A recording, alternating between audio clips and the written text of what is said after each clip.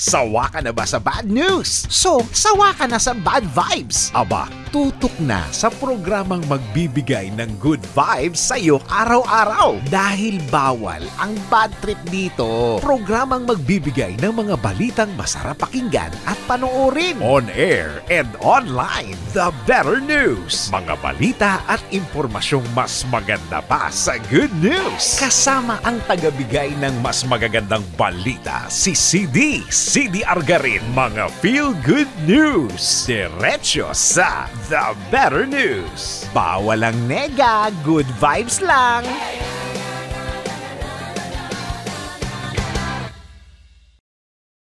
Welcome sa programang Good News ang hatid sa inyo. Mga balitang magpapa-feel better ang mga babalitaan nyo. Mga balitang ka-share sa buong Pilipinas at saan mang bahagi ng mundo na may Pilipino.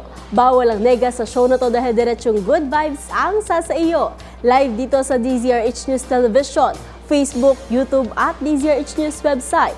Ako si Millie Borja. Wala na tayong aantayin pa dahil diretso na tayo sa mga balitang mas maganda pa sa good news. Ito ang The Better News. Tuloy-tuloy sa pagbabalita, tuloy-tuloy sa serbisyo. Sama-sama tayo, Pilipino.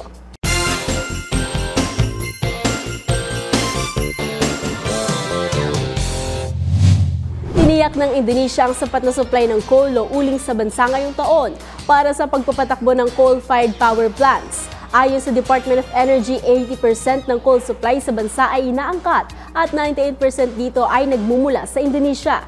Tutukan natin ang mga detalye sa report ni Nicole Lopez. Tiniyak ng Indonesia na may sapat na supply ng coal o uling ang Pilipinas na kailangan nito para sa magpapatakbo ng coal-fired power plants. Ayon kay Energy Secretary Rafael Lotilla, nag-usap sila ng kanyang counterpart sa Indonesia upang masigurong may regular na supply ng coal ang bansa. Sabi pa ng kalihim, 80% ng coal supply ng Pilipinas ay inaangkat at 78% ng coal na ito ay nagmumula sa Indonesia. Ang pagtitiyak ng Indonesia na may sapat na supply ng coal ang Pilipinas ay nang magpatupad ito ng isang buwang coal export ban noong January 2022. Gawa ito ng shortage ng produksyon ng coal sa kanilang bansa at upang maiwasan hanggat maaari ang krisis nila sa kuryente. Pero sabi ngayon ng Indonesia, nag-normalize na rin ang kanilang supply ng coal sa kanilang domestic use matapos ang COVID-19 pandemic. Mula sa kauna-unahan sa Pilipinas, DZRH, ito si Nicole Lopez. Tuloy-tuloy sa pagbabalita, tuloy-tuloy sa serbisyo, sama-sama tayo Pilipino.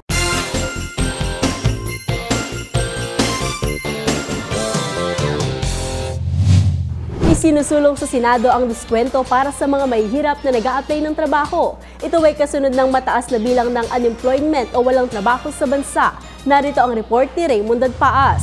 Isinusulong ni Senador Lito Lapid ang panukalang batas na magbibigay ng diskwento sa mga mahirap nating mga kababayan na naghahanap ng trabaho. Ito ay sa gitna ng mataas na bilang ng mga walang trabaho nating mga kababayan. Inihain nito ang Senate Bill No. 2382 o ang Indigent Job Applicants Discount Act.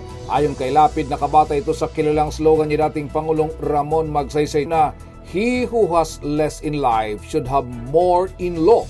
Batay sa panukala, bibigyan ng 20% discount ang mga mahirap nating mga kababayan sa mga binabayarang mga fees.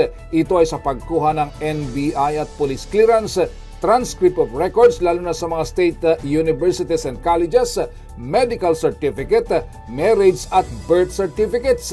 Ang mga saklaw ng panukala ay ang mga pamilyang nasa mababang poverty threshold na tinukoy ng Philippine Statistics Authority o PSA.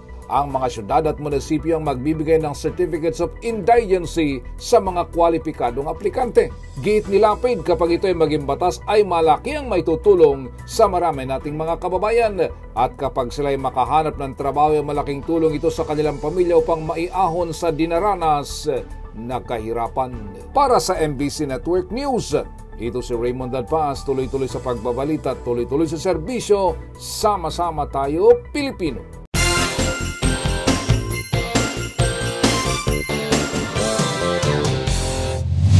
Inaasahang masusundan pa ang matinding aksyon ni Pangulong Bongbong Marcos sa West Philippine Sea. Ito ang naging pahayag ng isang analyst kasunod ng naging utos ng presidente sa pagtanggal ng floating barriers na inilagay ng China sa Bajo de Masinloc. At iba pang detalye tutukan sa report ni Letter Ciso. Naniniwala si De La Salle International Studies Professor Renato De Castro na hindi na basta-bastang ipagkikibit-balikat ng Administrasyong Marcos ang mga nangyayari sa West Philippine Sea. Sinabi ito ni De Castro kasunod ng naging hakbang ni Pangulong Ferdinand Marcos Jr. sa floating barrier sa Bajo de Masinloc. Kaya naman ayon sa profesor, dapat asahan na ng China ang mas marami pang decisive action ni Pangulong Marcos. Malinaw niya ang mensahe ng paninindigan ng presidente na depensahan ang teritoryo ng bansa. Gayun din ang pagpapakita ng political will sa kagustuhang matiyak ang seguridad sa pagkain para sa mga Pilipino, lalo na ang mga mangingisda at ang kanyang independent foreign policy. Kumbinsido si Professor De Castro na ikinagulat ng China ang tugon ni PBBM sa maritime issues sa West Philippine Sea. Para sa MBC Network News, ito si Letter Ciso, tuloy-tuloy sa pagbabalita, tuloy-tuloy sa serbisyo, sama-sama tayo Pilipino.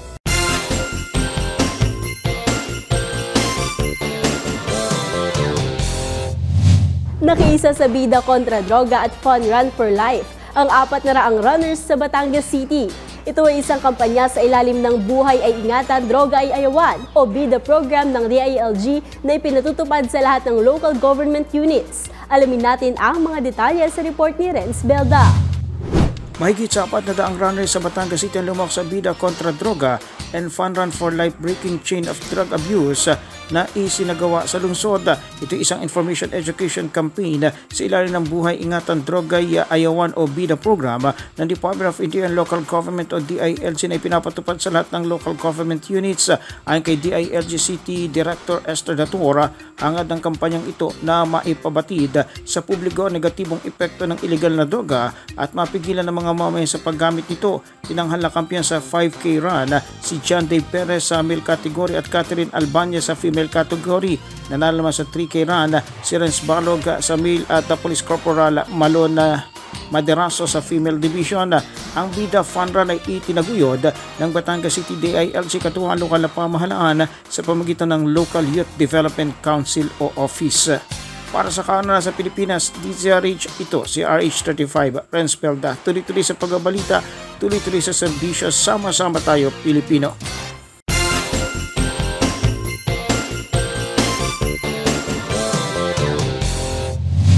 Nagsagawa ng peace dialogue ang militar at local government units sa barangay na apektado ng insurgency. Ito ay naglalayong magbigay ng solusyon sa mga issues sa komunidad. Narito ang report ni Jane Galit. Isinagawa naman ng lokal na pamahalaan at nakasaluhan mula sa 19th Infantry Battalion ang isang barangay peace dialogue sa mga komunidad na apektado ng lokal na insurgency. Sa report ng 20th Infantry Battalion, ang nasabing aktibidad pinangunahan ng Retold Community Support Sustaining Program Delivery Team at 19th Infantry Commando Battalion na naglalayong magbigay ng solusyon sa mga pangunahing isyu sa mga komunidad. Ito ang peace dialogue ay isang plataforma upang pag-usapan ang mga problema at magtulungan sa paghanap ng solusyon. Binigyan din ng Municipal Local Government Operations Officer ang kahalagahan ng Executive Order No. 70 at Anti-Terrorism Law sa pagpapalaganap ng kapayapaan at seguridad at binigyan din ng papel ng kanilang team sa pag-address ng mga sanhilang kaguluhan sa isang lugar. Ang mga lokal na leader at ay nagpahayag ng pakikisa sa pagsisikap na makamit din ang pangmatagalan at makabuluhang kapayapaan sa kanilang komunidad. Ang Barangay Peace Dialogue ay layunin na itaguyod ang kapayapaan, wakasan ang armadong pakikibaka ng CPP-NPA at palakasin pa ang ugnayan sa komunidad. Mula sa Aksyon Radyo Katarman sa lalawigan ng Northeast Samar Arts 34, Jane Galit Bantayan, tuloy-tuloy sa pagpapalita, tuloy-tuloy sa serbisyo, sama-sama tayo Pilipino.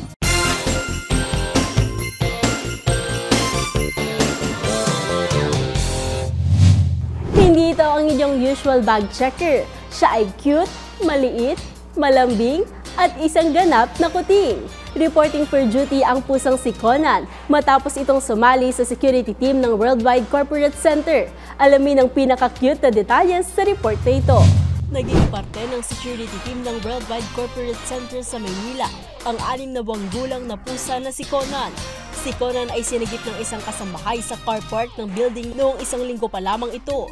At hindi sinasadyang si Conan ang pumalit sa posisyong security cat matapos pumanaw ang unang security cat ng Worldwide Corporate Center na nagngangalang si Mingming. Dahil sa kalungkutan, nais ng mga security guard na magkaroon muli ng kasama habang sila ay nasa duty. Kaya naman na-hire agad si Conan bilang replacement sa security cat. Ayon sa security guard na si Aljon Aquino, wala daw siyang motibasyon kapag wala ang kanyang partner sa duty na si Conan. Ito raw kasi ang nagbibigay ng lakas at nagtatanggal ng kanyang stress habang siya ay nagtatrabaho. Maraming mga netizens ang kumukuha ng litrato ni Conan na makikita na may suot-suot na vest na may sulat ng security sa likod nito.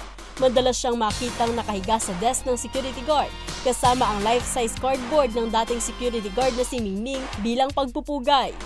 Masasabi naman ni Aquino na nag-e-enjoy si Conan sa kanyang trabaho kahit pa hindi raw ito masyadong interesado na tumulong sa kanyang mga kapwa security guard.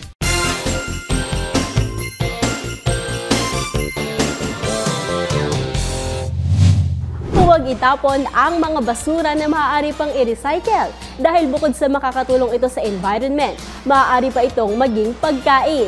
Trash for Goods. Yan ang proyektong inilunsad ng Pasay City kamakailan. Ang inyong basura kapalit sa bigas at iba pang pagkain. Alamin natin ang mga detalye ng Trash for Goods sa report ni Pamela Adriano. Inilunsad ang proyektong Trash for Goods sa Barangay 149 Pildera 2, Pasay City noong September 30, kung saan ang bawat recycled material ay may kapalit na iba't ibang produktong pagkain. Ang proyekto ay pinangunahan ni Pasay City Mayor Emmy Calixto Rubiano kasama ang City Environment and Natural Resources Office na pinangunahan naman ni R.R. Salvador. Ang inisyatibong ito ay makapagbibigay ng pagkakataon sa mga residente na ipagpalit ang kanilang mga basura katulad ng mga bote, plastic at iba pang recycled materials sa bigas, delata, kape, asukal at iba pang produkto. Ayon sa alkalde ng lungsod, layunin ng proyekto na hikayatin ang mga residente na makisali sa active waste management projects. Naniniwala rin si Calixto Rubiano na ang mga residente ay mas magiging responsable kung makikilahok sa pagpapalaganap ng ecological solid waste management sa lungsod.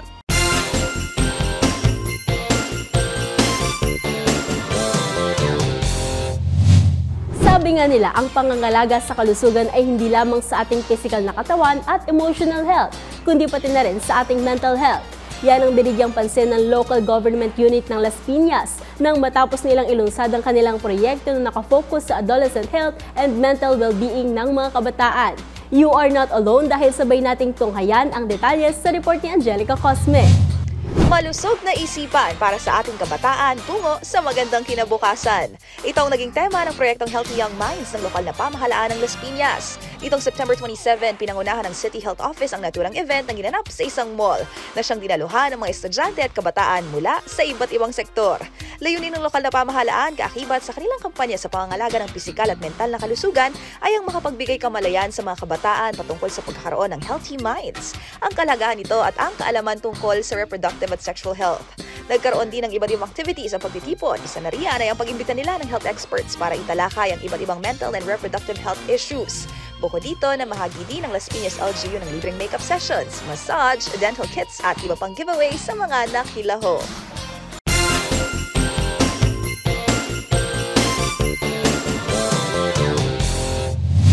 Wagi ang mga paborito nating celebrities and influencers sa katatapos lang na TikTok Awards Philippines 2023.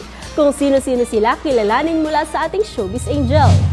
Muli na namang nagsama-sama mga kinaaliwan na pinupuso ang content creators sa nagdaang TikTok Awards Philippines. Sa iba't ibang categories, kinilala ang husay ng ilang celebrities at online personalities na laman ng ating FYP.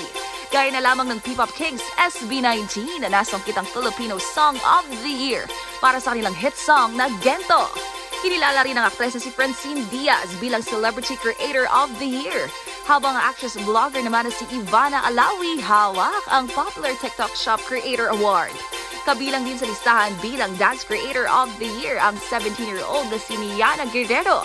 At maging naman bilang Popular TikTok Shop Brand Owner ang vlogger at CEO na si V. Cortez. Samantala, ang pharmacist at content creator na si Archie Larga ang nakasungkit ang parangal bilang TikTok Creator of the Year. Habang si Spencer Serafica naman ang kinilala bilang Comedy Creator of the Year. Sa taong ito, sumentro sa temang Big on the Small Screen ang TikTok Awards Philippines.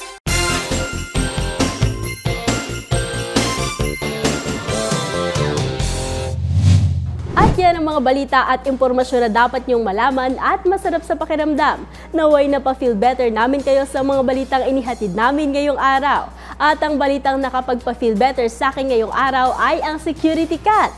Nakaka-good vibes lang din kahit ang mga alagang hayop, maaasahan na rin natin sa professional na trabaho. Hindi lang syempre sa bahay. Syempre, sobrang cute din naman nung matunghayan natin ang bonding ni Conan sa mga kasama niyang security guard. At ayon pa nga sa isa, nagsilbi pa siyang motibasyon nito sa trabaho. Pero sana habang nangyayari ang mga ganitong bagay, napapanatili pa rin natin ang pangangalaga sa ating mga kasamang hayop para mas doble ang good vibes at good news. Hanggang sa susunod po na episode, tutukan niyo ulit kami para malaman niyo ang mga balitang ka-share-share. Para naman sa ating mga live streamers sa social media, kung may gusto kayong i-share na nakaka-good vibes na nakita mo sa inyong wall, huwag kayong mahiyang i-comment yan sa ating comment section. Ako si Mili Borja. Tandaan, laging mas maganda ang mga araw. Laging mas maganda ang mga mood sa pagharap sa buhay kung alam mo ang The Better News. Tuloy-tuloy sa pagbabalita, tuloy-tuloy sa serbisyo. Sama-sama tayo, Pilipino.